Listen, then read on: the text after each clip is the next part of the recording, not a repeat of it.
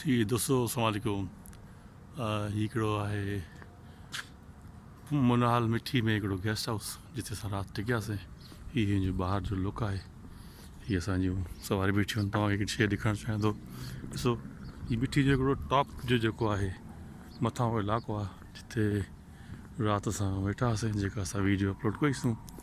ऐं तव्हांखे ॾेखारे छो त केॾो जीअं रोशनी वारो शहर कीअं ॾिसण में आहे, फस्ट क्लास। सो हींअर तव्हांखे ॾिसो हीसो ही मिठी जो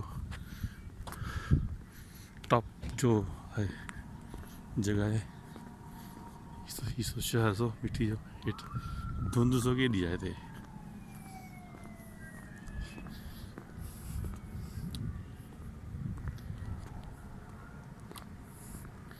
ऐं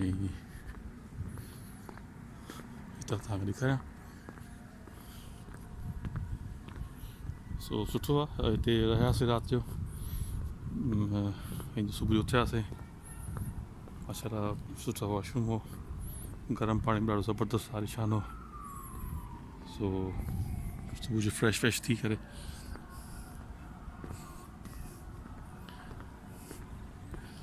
हीअ मिठी शहर सो मथां खां तव्हांखे ॾेखारियां पोइ।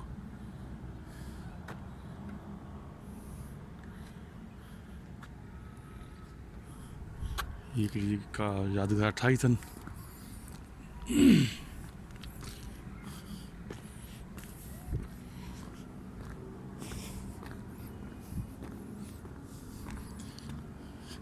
हीअ छा मथे को ठाहियो अथनि गोल छा टॉप ते वञण जे लाइ, पर लॉक आहे मुंहिंजे ख़्याल में। हा को तालो लॻल आहे, मूंखे न ख़बर छो ॾींदा कोन था। हीअ का आहे, हिकु ठहियल आहे जॻह।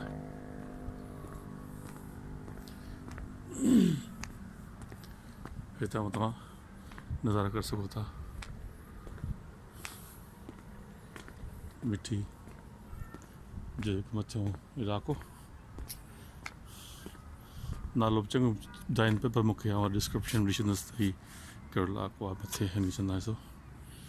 सो हीउ नंढो सो टूर तव्हांखे करायूं पिया मिठी जो।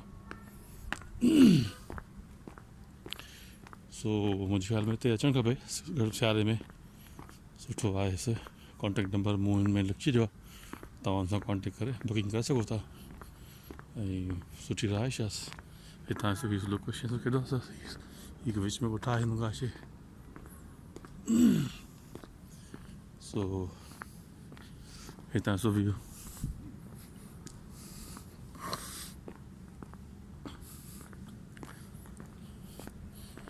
ऐं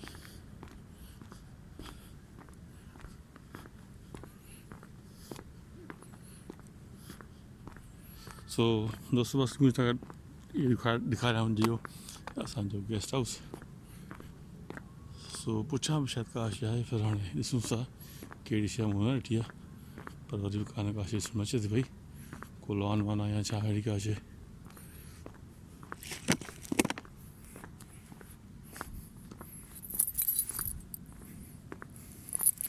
सो हीअ जो लुक आहे,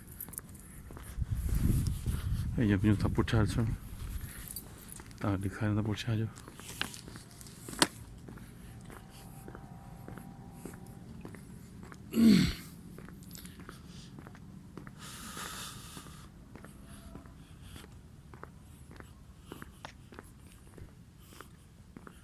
सो हीअ सो